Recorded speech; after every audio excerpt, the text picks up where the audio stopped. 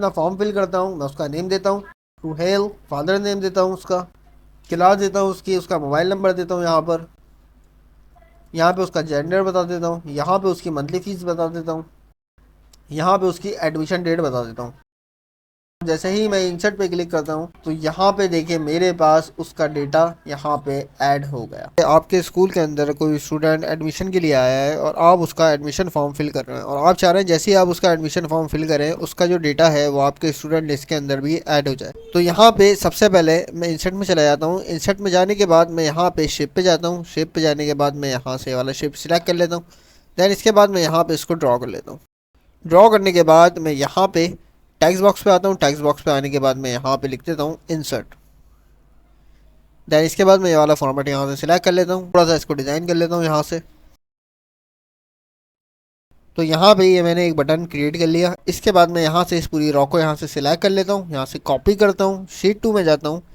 Sheet 2 में जाने के बाद यहाँ पे क्लिक करता हूँ, यहाँ पे राइट क्लिक करता हूँ। राइट क्लिक करने के बाद यहाँ से पेस्ट स्पेशल पे जाता हूँ। पेस्ट स्पेशल पे जाने के बाद मैं यहाँ पे क्लिक करता हूँ। यहाँ पे क्लिक करने के बाद मैं ट्रांसपोज के ऊपर जाता हूँ। ट्रांसपोज पे क्लिक करने के बाद मैं यहाँ पे ओके कर देता हूँ। तो यहाँ पे देखिए मेरा वो डेटा यहाँ पे हॉरिजॉन्टली पेस्ट हो गया। इसको मैं यहाँ थोड़ा सा सेट कर देता हूँ।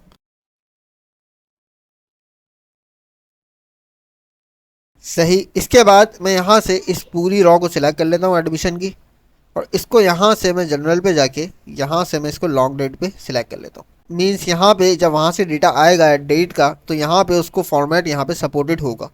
देन इसके बाद मैं यहाँ से शीट 1 पे अगेन चला जाता हूँ। यहाँ पे मैं सबसे पहले अपने स्टूडेंट का नेम लिख देता हूँ। उसके बाद मैं यहाँ पे उसके फादर नेम लिख देता हूँ,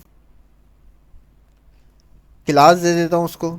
देन यहाँ पे उसके मोबाइल नंबर लिख देता हूँ, उसका जेंडर लिख देते हैं, मंथली फीस बता देते हैं उसकी, और उसकी एडमिशन डेट यहाँ पे फार्मूले के जरूर लिख देते हैं, is equal to today bracket close inter.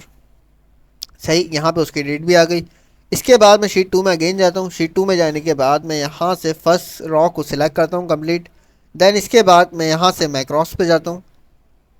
मैक्रॉस पे जाने के बाद मैं यहाँ से रिकॉर्ड मैक्रो पे क्लिक करता हूँ। रिकॉर्ड मैक्रो पे क्लिक करने के बाद यहाँ पे ये मुझसे मैक्रो का नेम पूछ रहा है, मैं यहाँ पे रिकॉर्ड दे देता हूँ इसको नेम।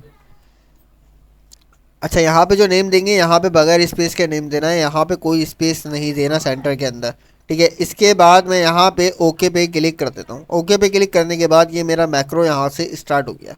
देन इसके बाद मैं शीट 1 पे जाता हूँ दोबारा। शीट 1 में जाने के बाद मैं यहाँ से इस पूरी रॉ को सिलेक्ट करता हूँ, यहाँ से कॉपी करता हूँ। शीट 2 में जाता हूँ दोबारा। शीट 2 में जाने के बाद मैं यहाँ पे क्लिक करता हूँ, यहाँ पे दोबारा पेज स्पेशल पे जाता हूँ। पेज स्पेशल पे जाके ट्रांसपोज पे क्लिक करता हूँ, और यहाँ पे ये डेटा मेरा हॉरिजॉन्टली पेस्ट हो जाएगा।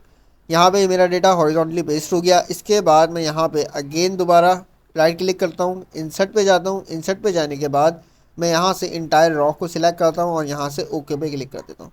तो यहाँ पे मेरी एक रॉ यहाँ पे ऐड हो गई। इसके बाद मैं शीट 1 में दोबारा जाता हूँ। शीट 1 में दोबारा जाने के बाद इस डेटा को दोबारा यहाँ से डिलीट कर देता हूँ। डिलीट करने के बाद मैं यहाँ पे फर्स्ट वाले के सेल के ऊपर क्लिक करता हूँ।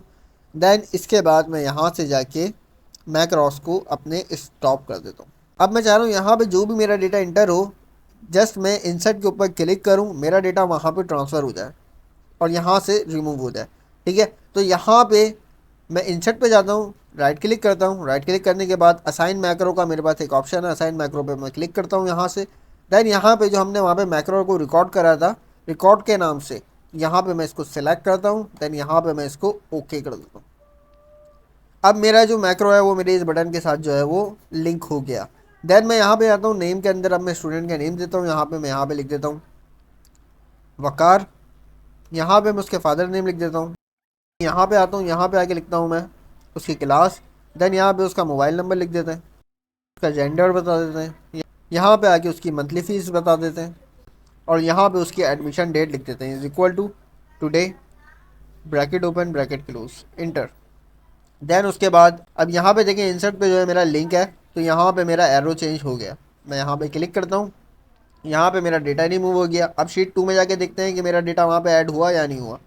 शीट 2 पे जाता हूँ मैं, तो यहाँ पे देखिए मेरा डेटा यहाँ पर ऐड हो गया। देन मैं अगेन शीट 1 पे आता हूँ, यहाँ पे आके लिखता हूँ जाहिद, इसके फादर का नाम लिख देते हैं, क्लास दे देते हैं इसको 10, यहाँ पे इसका मोबाइल नंबर लिख देते हैं।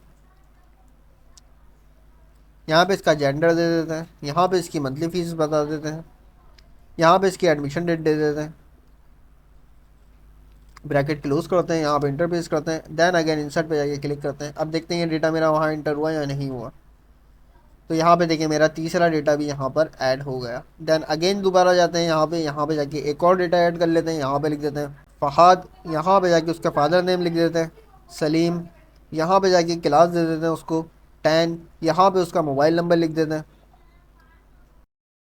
यहाँ पे उसका जेंडर बता देते हैं, यहाँ पे आके उसकी मंथली फ़ीस को डिसाइड कर देते हैं, यहाँ पे आके उसकी एडमिशन डेट लिख देते हैं is equal to today, bracket open bracket close inter.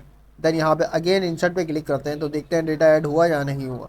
तो यहाँ पे देखें मेरे पास वो डेटा भी यहाँ पर ऐड हो गया। तो यहाँ पे मैंने 4 रिकॉर्ड यहाँ पर ऐड करे। तो इस तरीके से आप अपने एक शीट से दूसरी शीट के ऊपर डेटा को ट्रांसफ़र कर सकते हैं अपने एज अ डेटाबेस। वो यहाँ पे आपका डेटा सेव होता रहेगा। आपको जस्ट यहाँ पे शीट 1 पे फर्स्ट टाइम पे आकर जस्ट उसका डेटा एक दफ़ा इंटर करना है, उसके बाद बटन पे क्लिक करना है, देन उसके बाद यहाँ पे आपका शीट 2 के अंदर आपका डेटा यहाँ पर ट्रांसफ़र होता रहेगा। तो उम्मीद करता हूँ कि आपको ये लेक्चर समझ में आया होगा कि किस तरह से आप एक शीट से दूसरी शीट के अंदर अपना डेटा ट्रांसफ़र कर सकते हैं। अगर कोई क्वेश्चन हो तो आप मुझसे कमेंट बॉक्स में पूछ सकते हैं। शुक्रिया।